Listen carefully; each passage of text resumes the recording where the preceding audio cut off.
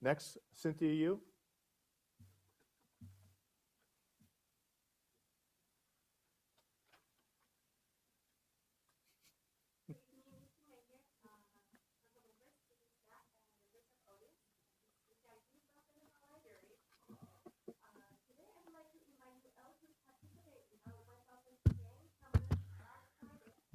We got sound back. Oh, look at that. All right.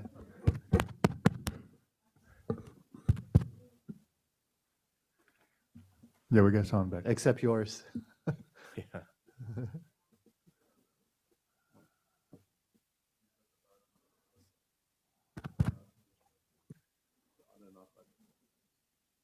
Way to go, Guy. Way to go. Save the day.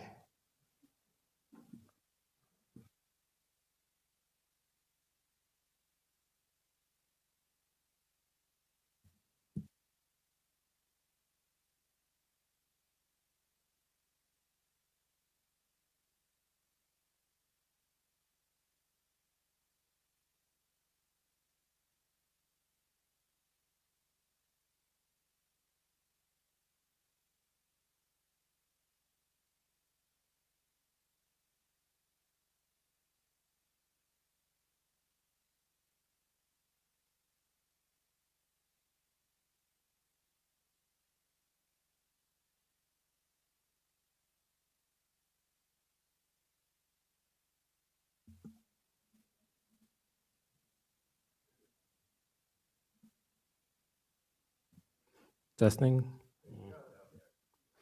you know what?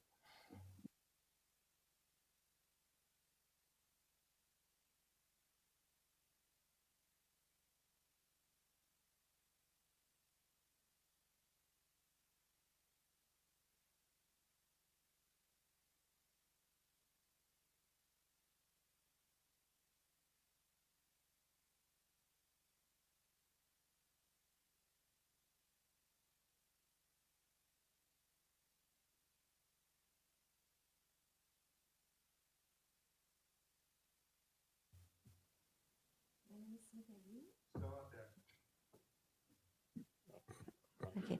Okay, my name is Cynthia Yu from the River Library. And today I would like to invite you all to participate in our 1000 Crane Community Art Project. In many Asian cultures, the crane represents longevity, happiness, and peace. There is a beautiful Japanese tradition where folding 1000 origami cranes is believed to bring blessing and grant a wish. Starting today, we are inviting the community to help us reach this 1000 crane goal. Getting involved is easy. Stop at the library to get a voting kit.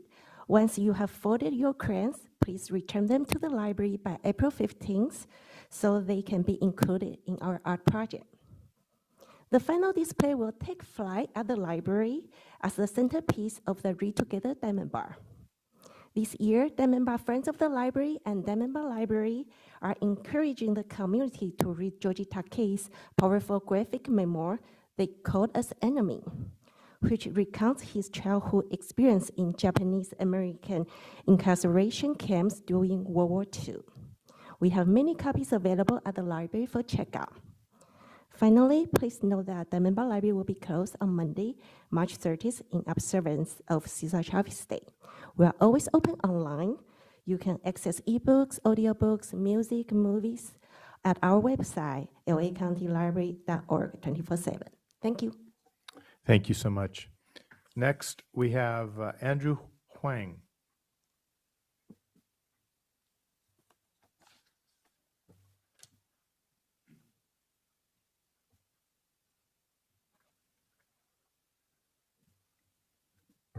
Testing. All right. Thank you, Mayor and council members, for your continual support of youth sports and maintaining Diamond Bar athletic facilities. As you know, my name is Andrew Huang. I'm here tonight as a Diamond Bar resident and a parent speaking on behalf of Diamond Bar Pony baseball families. We are respectfully requesting to review the current game and practice field hour allocations, specifically for baseball diamonds in our city. With the addition of 3 new fields at Stevens Field at Sunset Crossing, Diamond Bar now has 12 baseball diamonds. This represents a significant community resource and a strong investment in youth athletics. So why am I here tonight speaking about baseball? There's an issue with the current allocation formula. The current allocation formula unintentionally disadvantages baseball. It works well for other sports that use multi-purpose rectangular fields. For example, flag football and soccer can divide a single field into multiple practice areas. During the fall season, Pantera Park, ASO can accommodate up to 6 to 8 teams practicing within a single allocated hour, meaning that 12 to 16 teams can complete practice within a 3-hour window. That's just within one field. Pantera Park has 2 fields, so within 6 allocation hours, that means that 36 to 48 teams can practice. Baseball, however, is fundamentally different. Youth baseball requires dedicated baseball diamonds that cannot be resized or safely shared. While teams may attempt to double or even triple up within a field, this creates safety risks. With kids throwing and hitting baseballs, I've personally seen close calls where baseballs fly near children who are focused elsewhere. The last thing any of us want is a preventable injury. Another unintentional disadvantage is prep time baseball requires. Games alone take about 1.5 hours, sometimes even an hour 45. There's also field preparation, dragging fields, chalking lines, setting bases, coordinating with umpires and coaches. That takes at least 30 minutes. That's 30 minutes taken away from instructional or practice time, not by choice, but by necessity due to safety and field requirements. These constraints have real impacts on families. Practice schedules change week to week. Kids receive fewer and inconsistent practice hours. Parents are forced to remain dynamic and flexible, making it difficult to plan work, school, and family commitments. Volunteer coaches are burning out, and team parents are struggling to manage constant schedule changes within the limited hours. Right now, there is a risk of player loss for baseball and Diamond Bar. We're already seeing the warning signs. Families are becoming frustrated. Kids are losing interest when consistency in development and structure suffer. Some families are already looking outside of Diamond Bar toward Walnut and Chino Hills for better opportunities. Why this matters? This is not just a baseball issue. This is a community retention issue. Once families leave, they rarely return. That affects participation levels, city pride, and long-term use of our facilities. As a Diamond Bar resident, I'm not asking for special treatment, only fair consideration of baseball's unique facility realities.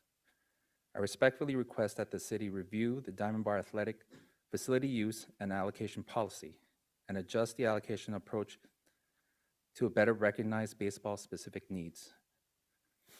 I firmly believe a small, thoughtful adjustment now can safeguard participation and prevent far greater losses in the future. I hope that the City Council can look into this matter quickly. Thank you for your time, and I respectfully ask for your support in keeping Diamond Bar kids playing, developing, and staying within a community. Thank you, Mr. Huang. Thank you. Courtney Alvarado.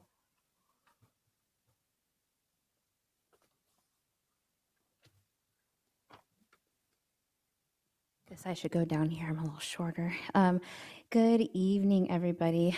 Thank you all so much for allowing us to speak today. My name is Courtney Alvarado, and I have been a resident of Diamond Bar, California for basically my entire life. I'm here tonight as a dedicated volunteer and a all-in kind of mom. My son has found a brotherhood and a passion in Diamond Bar Pony baseball. However, that future is currently being a little threatened by the math problem that we have. Our city's current field allocation formula. The crisis of growth versus space. This season, our organization has grown from 88 players to over 190 across 18 teams. Despite the success that we're having, we have currently been allocated fewer than 45 hours of field time per week. For 18 teams, that averages out to roughly about 2 hours per week to cover both practices and games. In a sport where a single game can last nearly 2 hours, 200 be excessive, for 2 hours, our players are left with zero time to actually practice. Depending on the players' ages, they need anywhere from 1 hour to 3 hours weekly to practice as a team or individually on the field as a team together. As they grow, there is more to learn. The flawed formula, we currently have 12 usable fields across our beautiful parks in the city, yet our teams are potentially being forced into coaches' backyards or having to pay for private facilities. The current allocation formula treats baseball kind of like soccer.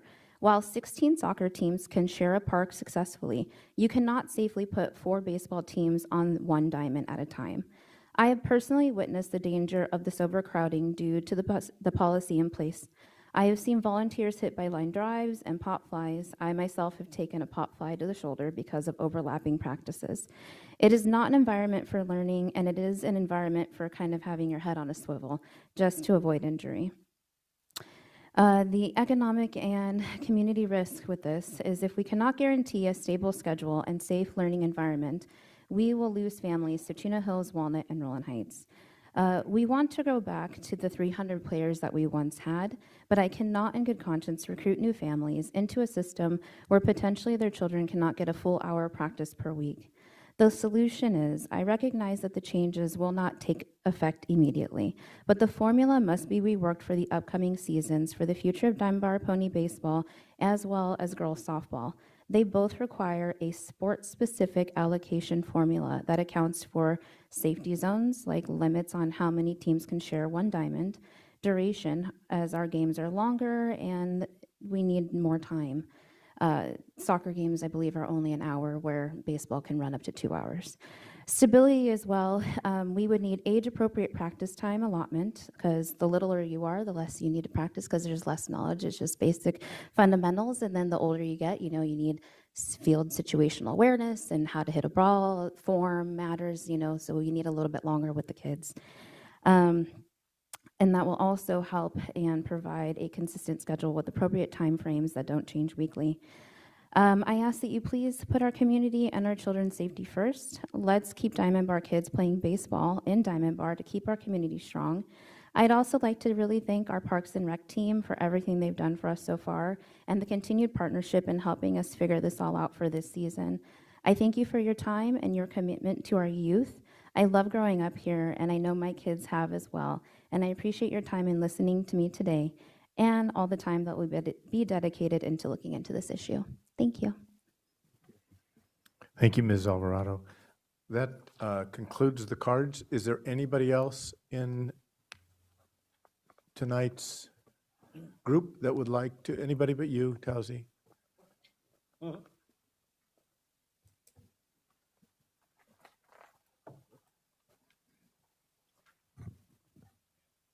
Good evening, Mayor, City Council members. So I feel like I was just here, it was about 5 months ago when I introduced Ann Orozco as my operations lieutenant. She has decided to retire, which allowed me the opportunity to replace her with another operations lieutenant.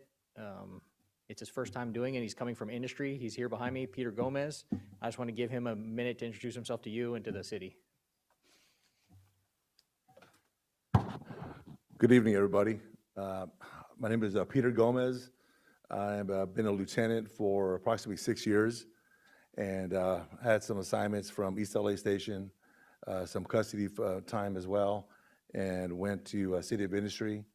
And now I will be your ops lieutenant. So again, Mayor, council members, and residents, I appreciate and look forward to our partnerships and whatever it is you need from me. And of course, with from station of a Walnut Station and Diamond Bar Station, we're looking forward to the partnership and whatever you need from me, and I'm ready to handle. Thank you. Thank you, Lieutenant Gomez. Welcome to Diamond Bar. It's Diamond Bar Walnut. Is there anybody else that would like to address the council? Okay. Mayor, now that we Yes. have the mics handled, I would Yes. ask for 30 seconds to have the dial in. We have some people on the call I can see that want to speak, but they Okay. can't hear or speak until we dial in. Okay, great.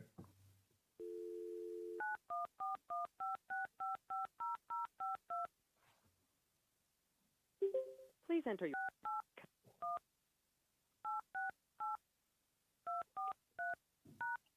To enable audio controls, please enter your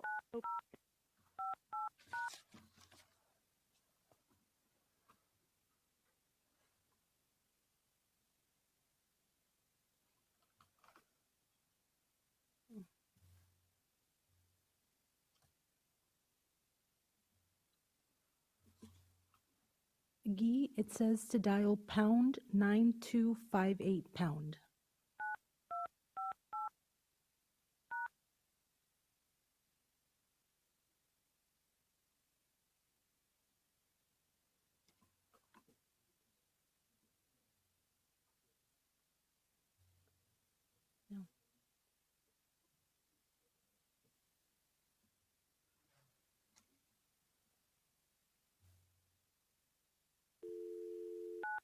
Try it again. Please enter your access code followed by the pound or hash sign.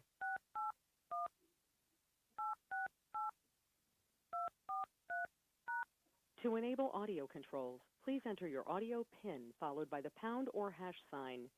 If you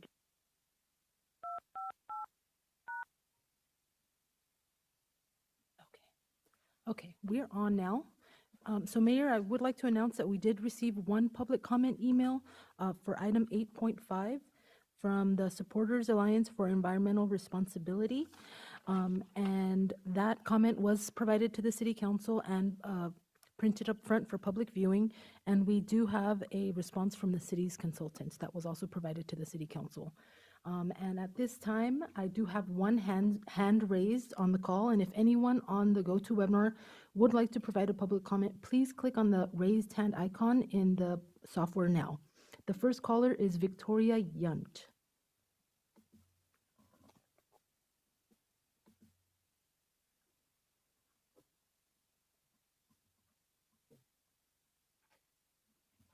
Ms. Yunt, go ahead. Can you hear me? I'm sorry. Yes, go ahead. Okay, thank you. It's a little confusing, but good evening, Honorable Mayor and Council members. My name is Victoria Young from the environmental law firm Lazo Drury. I'm commenting on agenda item 8.5 concerning the approval of the Town Center Specific Plan Project and the related supplemental environmental impact report. I'm speaking on behalf of Supporters Alliance for Environmental Responsibility, or SAFER. SAFER submitted detailed written comments yesterday afternoon. SAFER respectfully requests that the City Council refrain from approving the supplemental EIR for the project and requires city staff to revise and recirculate the supplemental EIR. First, the draft SEIR's air quality analysis was fundamentally inadequate and conclusory in nature, precluding meaningful public review. The final SEIR includes substantial changes in the significance determinations for air quality impacts after public review, changing impacts from significant and unavoidable to less than significant, and concluding that no mitigation during construction is required. This constitutes significant new information under CEQA and requires recirculation. Second, the refined project would result in a substantial increase in the severity of air quality impacts. The final SEIR identifies a new significant air quality impact from reactive organic gas emissions that was not previously analyzed, and it does not properly evaluate or identify feasible mitigation measures to reduce this impact. Third, the SEIR's conclusions are not supported by substantial evidence. The project would result in a 15 to 70% increase in NOx emissions during construction, yet the final SEIR relies on an improper piecemeal analysis that underestimates emissions. It also underestimates construction emissions by approximately 50% by modeling a less intensive construction scenario than what is actually allowed. Fourth, the SEIR includes ineffective and unenforceable mitigation measures that lack enforceable performance standards and fail to reduce criteria air pollutants. As a result, the SEIR fails to impose all feasible mitigation measures. Finally, the SEIR failed to analyze and mitigate significant indoor air quality and health risk impacts. Expert evidence shows formaldehyde emissions could expose residents and employees to cancer risks of approximately 120 and 16.4 per million, respectively, far exceeding CEQA significant thresholds. Because the SEIR fails as an informational document and withholds significant new information, CEQA requires that the city revise and recirculate a draft SEIR. For these reasons, SAFER respectfully urges you to refrain from certifying the SEIR. Thank you for your time and consideration this evening. Mayor, there are no other hands raised. Thank you, Christina. Is there anybody else that would like to address the council? Okay, we will close public comment and we will move on to schedule of future events and consent calendar. Mr. Fox. Thank you, Mayor and Council. The City Government Explained series will talk about the city's general plan tomorrow evening starting at 6 p.m. in the Windmill Community Room at City Hall. There will be a Preserve Diamond Bar community presentation Saturday morning, March 21st, starting at 9 a.m. in the Windmill Community Room at City Hall. And the Planning Commission will be meeting on Tuesday, March 24th at 6:30 p.m. in the Windmill Community Room at City Hall. There will be free catalytic converter etching on Wednesday, March 25th from 9 to 11 a.m. at Calvary Chapel on Golden Springs. And the Parks and Recreation Commission will be meeting on Thursday, March 26th at 6:30 p.m. In the Windmill Community Room at City Hall. And our next City Council meeting will be held on Tuesday, April 7th at 6:30 p.m. here in the AQMD Auditorium. On the consent calendar this evening, you have approval of the March 3rd regular meeting minutes, ratification of the check register dated February 25th through March 10th, approval of the treasurer's report for February, approval of a professional services agreement with LSL for external auditing services through June 30th, 2029, including an additional appropriation for fiscal year 25-26.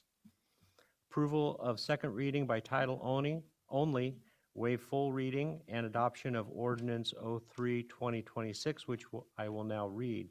An ordinance of the City of Diamond Bar adopting the Town Center Specific Plan, amending Title 22 Development Code of the Diamond Bar City Code to add new Chapter 22.11 Mixed-Use Districts, and to establish the Town Center Specific Plan TCSP Zoning District, and amending the official zoning map of the City of Diamond Bar to rezone all properties within the Town Center Mixed-Use General Plan Land Use Designation to the Town Center Specific Plan TCSP District.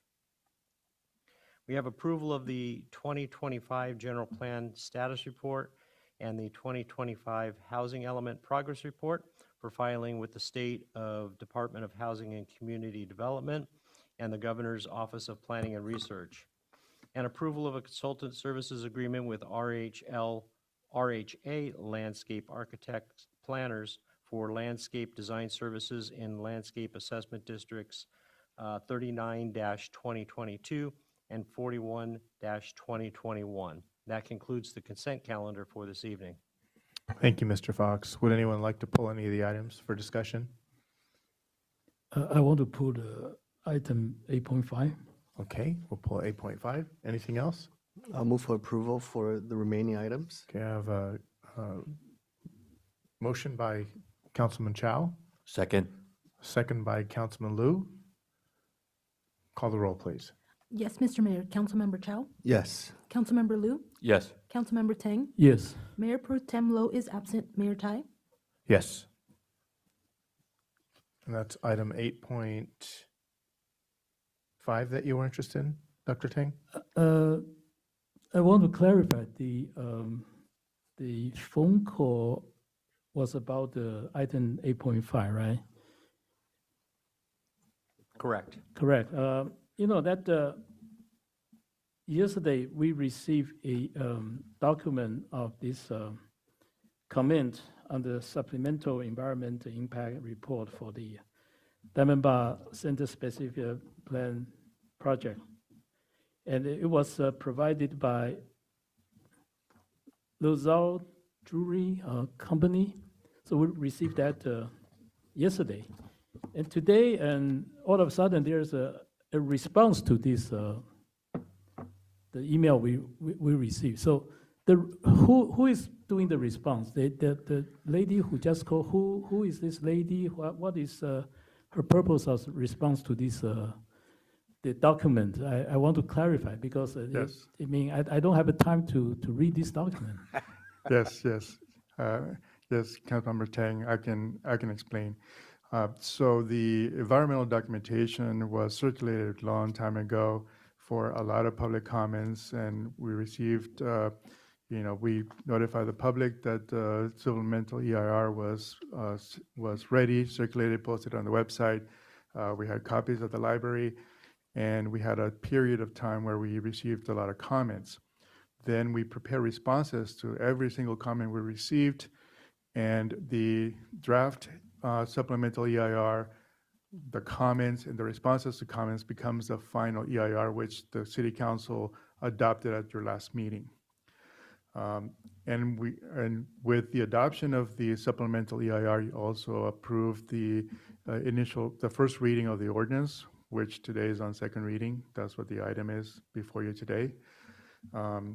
And so a couple of days ago, we received this comment from SAFER, the attorneys that represent this nonprofit agency called SAFER. And in order to, we took a look at it, we gave it to our environmental consultant to review it and to respond to it. And so what you received today was a hard copy of the SAFER letter that the city clerk got by email. That letter is also on the tables outside of this meeting. And in addition to that, we asked our consultant to take a look at it and respond to, to every other point that they submitted. And that response was given to you at the dais before the meeting started, and also we placed copies of that response on the table as well. And our consultant is SAPHOS, SAPVOS.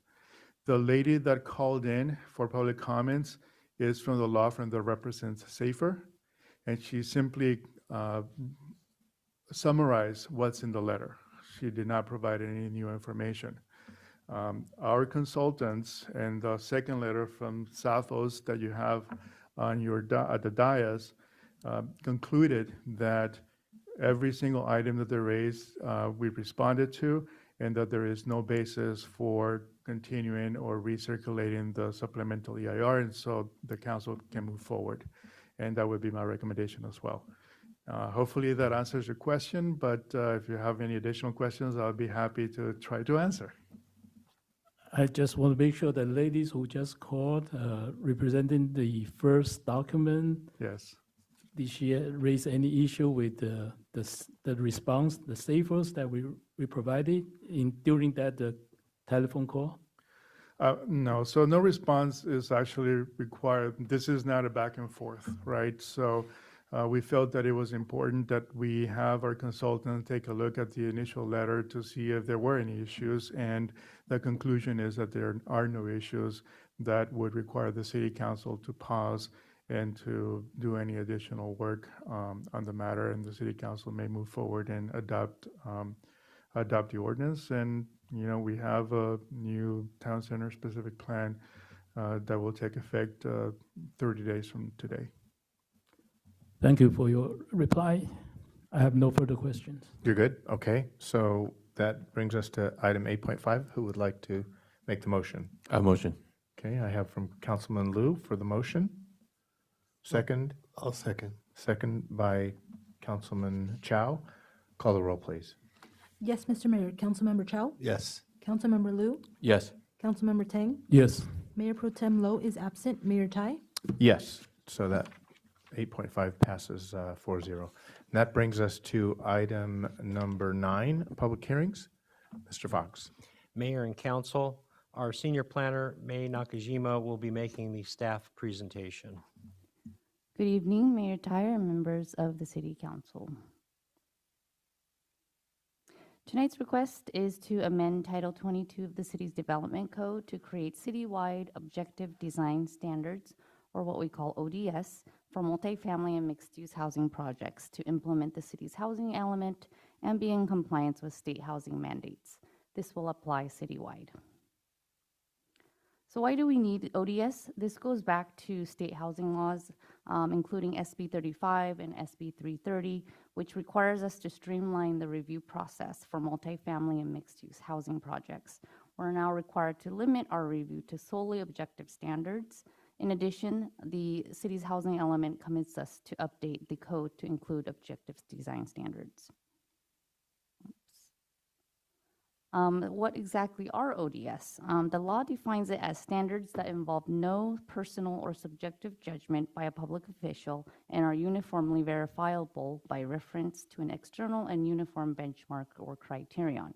So, for example, a subjective guideline could read, wall openings for windows should be punched in a way that wall thickness is apparent. But if it were rewritten to be objective, it would say something like windows shall be recessed to at least 2 inches, so that it's very clear what's being required. ODS will only apply to new multifamily projects that contain 2 or more housing units and to mixed-use projects that have a combination of multifamily residential and other uses. ODS will not apply to single-family homes, in single-family zones, ADUs, or to non-residential projects. So we'll most likely see ODS being used in the 2 remaining mixed-use focus areas that we identified in our general plan, which is the North Diamond Bar area and the TOD area near the Metrolink station. However, ODS is not limited to only these mixed-use area. It could also apply to mixed multifamily zone lots or sites that are rezoned to multifamily. In 2024, the city retained Torty Gallis and Partners to assist with this effort. We held a kickoff meeting and toured the city with the consultant. The team collected data. We reviewed the city's existing design guidelines and ODS from other cities. Then we held our joint study session on October of 2024. We invited feedback and received key points that were incorporated into the draft, such as restricting contemporary architecture next to existing single-family neighborhoods. And so on February 24th, the Planning Commission recommended approval of the ODS to City Council. If adopted, the ordinance would add a new chapter to the code and incorporate it by reference to the new ODS document. This is organized into 7 chapters. And at this time, I'd like to turn it over to our consultant, Neil Payton from Torty Gallis and Partners. Hi, good evening, members of the City Council and Mr. Mayor. My name is Neil Payton with Torty Gallis and Partners, and I can't see you. Yeah, this is perfect. Thank you. So I can see you all. I'm going to just go through briefly each of the chapters. Of course, it starts with a purpose and intent. We then go through what we call building types, and the intention here is to recognize that different types of buildings have different needs and requirements, and so we recognize that in identifying the most likely building types that are going to happen here in Diamond Bar, and then identify the rules that go along with those. And when I say rules, I mean where entrances can be generally from the front, where parking can be accessed and located, not how much parking, that's already in your zoning, but where, because that affects how you perceive the place. The height and massing, again, not changing any height requirements that you already have, but possibly helping to frame the building, the massing, the proportions, things like that, that would go along with that. So all of those things go into the discussion of each of the building types.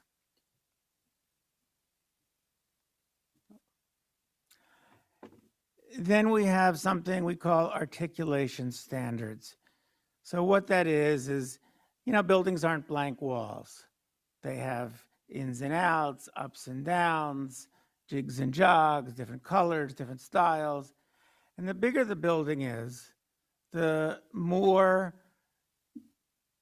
you kind of need to do stuff to it in order to make it kind of interesting. So smaller buildings on small lots, yeah, they don't need too much guidance because there's not a whole lot you can do with them.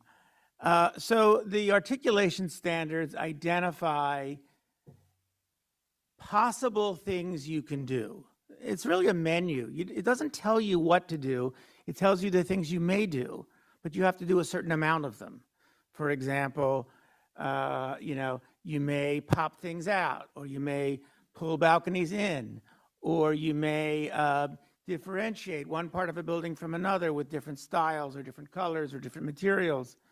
You may have a base, middle, and top. So depending on the scale and size of your building, you would be required to do more and more of these things, but you'd have a choice as to what it is you can do.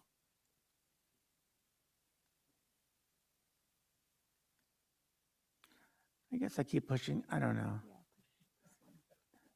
Sorry. It happens. Another is frontage types. So one of the most important things about the design of buildings is how it meets the street, the sidewalk, the ground. Because most of us perceive buildings basically for the first 20 feet in height. Beyond that, you know, we can look across the street and see things, but when we're next to a building, what we're really involved with, really focused on, is the first 20 feet. So what is that like? And that can really make or break your experience of a place. So making sure that entries are clearly defined, that there's the right amount of dimension between, say, a sidewalk and a front door, that we identify how the paving or landscape might be, some of the choices that one has, how landscape might be used in front of a building. And again, it's all done with a series of choices. You don't have to do certain thing a certain way. You have a choice and a number of possibilities. So this is not prescriptive in that way, but it's a little bit more like, I don't know, you maybe go to a fixed price menu restaurant and, you know, you get your choice of one of the 3 appetizers and one of the entrees and one of the many desserts that they have. So there is a menu, but you can choose within that menu. Not all choices are available in all situations. For example, we have one on open space standards, and again, courtyards have a certain requirement, but they're only available for buildings with courtyards, for example. And street furnishings may be appropriate only for areas where there's retail. So you wouldn't even choose that if you didn't have retail. If it was a strictly residential project, wouldn't be a possibility. Likewise, we have a chapter on architectural styles. And back in, I don't know how long ago that was, 8 months, 9 months, a year ago, we all met with you all in the Planning Commission, and you specifically said that you thought that the contemporary style should not be immediately adjacent to R1 or single-family neighborhoods. And so we very clearly prohibit that is not allowed adjacent to such neighborhoods. But these other styles are styles that are likely to be found either in Diamond Bar directly or in the San Gabriel Valley. So that's sort of what the choices there were. So again, architectural styles is one of the choices. And then, of course, we have a glossary, because that's a really important part of this. You know, if we say it shall have a soffit of a certain size, we have to define what a soffit actually is. So that's all there as well. And I think that is. Thank you. Thanks for your time. So this project has been reviewed for compliance with CEQA, and the city prepared addendum number 2 to the general plan EIR, which demonstrates that adoption of the ODS would not result in a new significant impact or a substantial increase in the severity of previously identified significant impacts analyzed in general plan EIR. And therefore, staff recommends that the City Council open the public hearing, close the public hearing, introduce for first reading by title only, waive full reading of ordinance number 04-2026, and set for second reading and adoption at the April 7th, 2026 City Council meeting, which I will now read. An ordinance of the City of Diamond Bar amending Title 22 of the Diamond Bar Municipal Code, Development Code, adding Chapter 22.19 to establish multifamily and mixed-use residential objective design standards, ODS, in accordance with state housing law, planning case number PL 2024-51. And that concludes my presentation.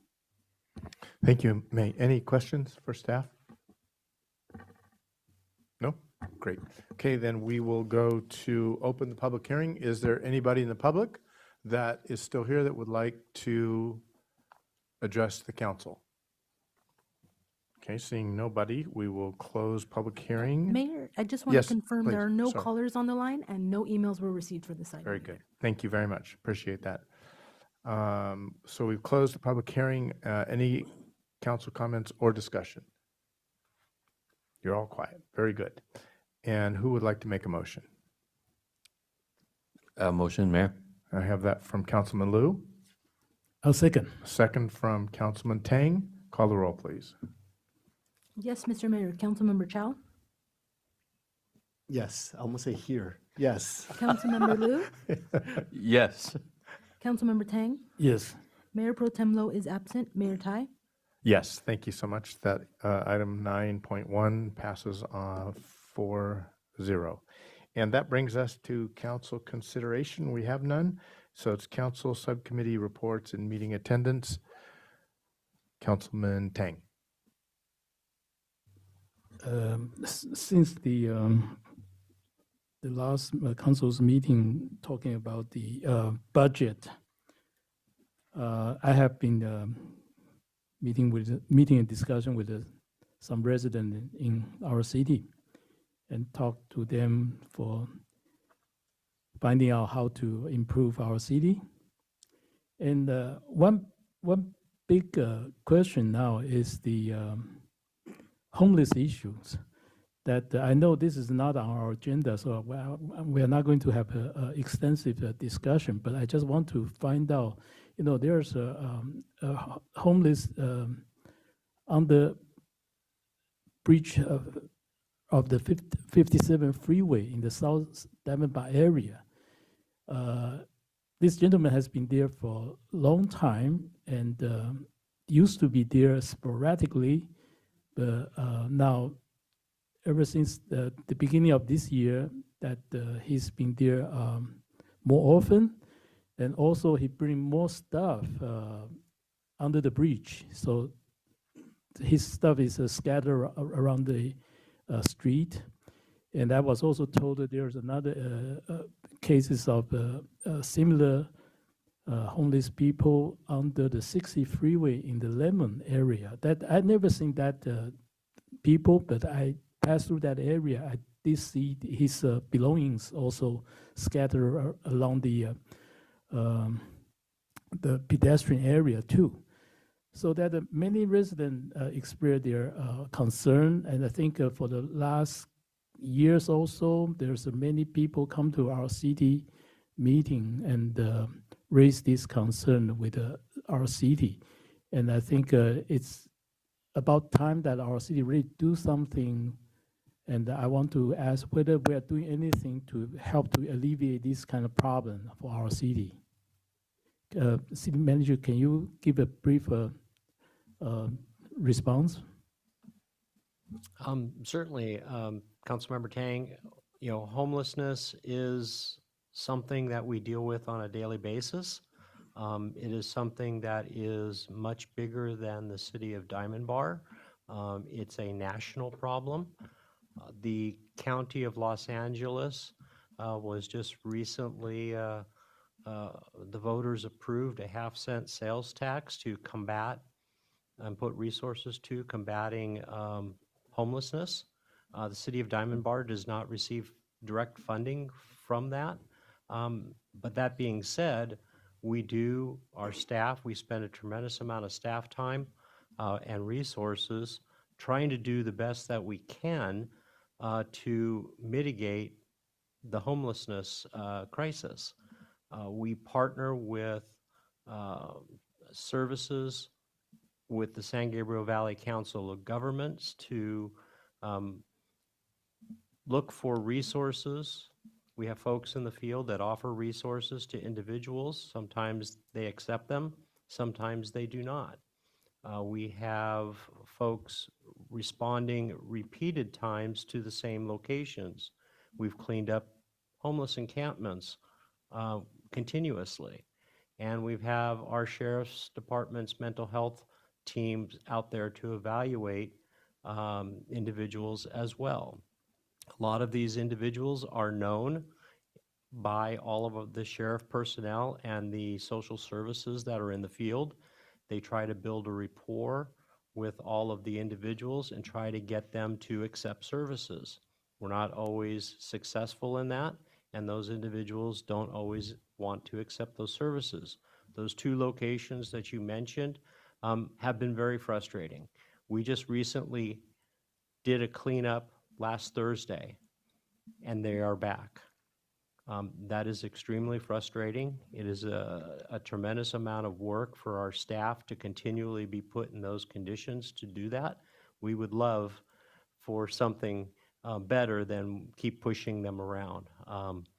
We have been working on a potential ordinance that would, I guess, enhance some of our standards to prohibit camping on sidewalks and on public property. We could certainly bring that to the city council in the next couple of meetings. It will not solve the problem. It may not help resolve any of the stubborn cases that we currently experience. Ultimately, it's going to be up to the sheriff's department to enforce the ordinance. However, in the state of the economy right now, those citations basically are cite and release, and they'll be right back where they are, is one potential scenario. So I don't want to get anybody's hopes up, but we certainly can add some tools to our toolbox and see where it goes if there is interest in us doing that. So sometimes I thought the belongings of the gentleman is gone. So that's because of the city was claiming. Is that right? That's correct. When we go through and clean an encampment, we have a whole procedure that we go through. We post a notice and provide ample time for the area to be cleared out. Whatever is left, we end up either accumulating and storing personal property. If it's clearly trash, debris, soiled property, that gets thrown away.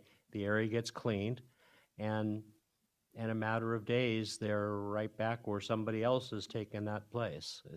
It's extremely frustrating. The same people took the belonging back to put on the street, because I think that every time I pass through that area, I see the same stuff there. Yeah, in these two situations, it appears that is the same. So the city took their belonging away. I can add a little bit of Yeah. extra. The individual that is encamped under the bridge at Brea Canyon near the 57 freeway, he is often picked up by a known friend, family member of some kind. Often what has happened in the past when we have scheduled cleanups, we have a 48-hour window that we're required to post. He will pack up his belongings and leave the area prior to the cleanup and then return again afterwards. And so this is part of the response, and the difficulty in resolving it is that he will pack up and leave and come back. And then we have to start the posting and noticing process again. So I think we just have to continuously to post something when he come back, so that eventually he knows that he has a difficulty, he won't come back. That's our hope. That's my hope. Thank you. Councilman Liu. Thank you, Mayor. Thank you, staff, for the wonderful presentation. And I'd like to congratulate the Diamond Bar High School Symphony Orchestra on their National Orchestra Championship Cup victory. But behind the victory, there is really a big story of patience, resilience, and perseverance. Because what happened was that night they were supposed to go to New York. They were supposed to land in New York at 3:55 in the afternoon, and they were supposed to leave Diamond Bar High School, get picked up by the buses at about 12:30 a.m. And about 2:30 a.m., the buses never show. And then finally showed up, they said the bus company had made a mistake because it was 12:30 a.m., they thought it was the following evening. That what really transpired was Mr. Acciani, really kept the students calm and nobody complained. And they made their frantic phone calls. And finally, about half of the students made it to LAX, and about half of the students, there were 162 individuals, and half of the people made it on the original flight. And the rest, the other half, had to be diverted onto 4 different flights, and they got to New York at 2 in the morning. So nobody complained, none, and they kept their cool, and they won the National Cup. So I thought that was very, very inspiring, and the students keeping their patience and resilience, and what is even quite cool. It was Mr. Aciani's last year in the competition. So he's been teaching for music director for about 37 years now, and that was his final cup, and they were able to do that. So that was very, very amazing. And with that, and happy sing. Oh, there it is. So that was all the pictures of all the kids and celebrating and practice going, and Mr. A speaking to the student. Thank you so much. Very cool. And then happy St. Patrick's Day, everyone, and also have a wonderful Thanksgiving. Not Thanksgiving, Easter. Jump ahead of myself. All right. Thank you. What else to say good night? I just want to add that Council Member Stan Liu was the parents behind the symphony orchestra to support all the competitions. He was leading the parents there. He is humble enough to not to put his photos on the screen, but he was there. Thank you, Councilmember Liu. They definitely have a story to tell for the rest of their lives. Councilman Chow. Thank you, Mayor. Last week, I attended the Tres Hermanos Conservation Authority meeting. Just want to share the good news that I was appointed chair. And one of the first item of business was pass the budget. So we had we passed the budget for the following year. I think it was 320,000, if I remember that correctly. So I'll be serving as chair for the following year. Thank you for your support, Councilmember Liu.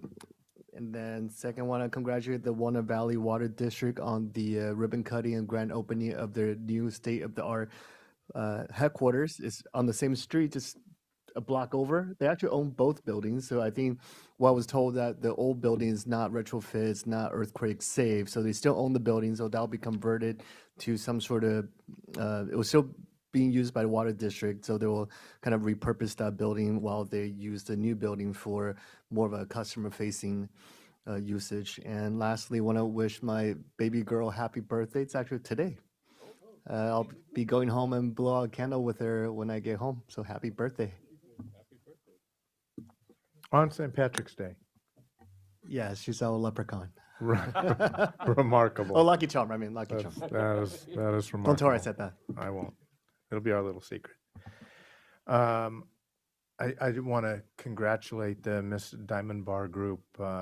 60 years that they have been doing the Miss Diamond Bar court. And so we have a new group. The Miss Diamond Bar 2026 is Azaria Kennedy, and her court is Eva Covarrubias, Jade Serrano, Olivia Yap, and Samantha Yang.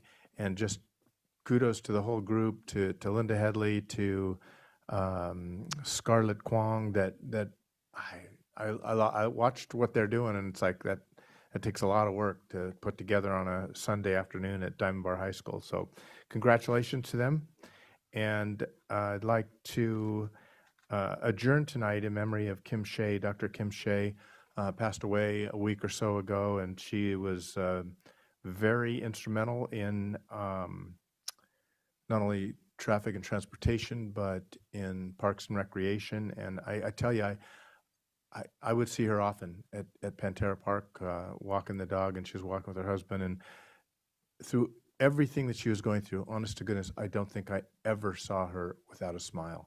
So she has fought the good fight, and now we send our prayers to her daughters and her husband, and there are services available, I believe, at the end of March. If folks are interested, I can get you that information. So with that, tonight at 7:48, we will adjourn in memory of Dr. Kim Shea. Thank you, good night, and God bless you.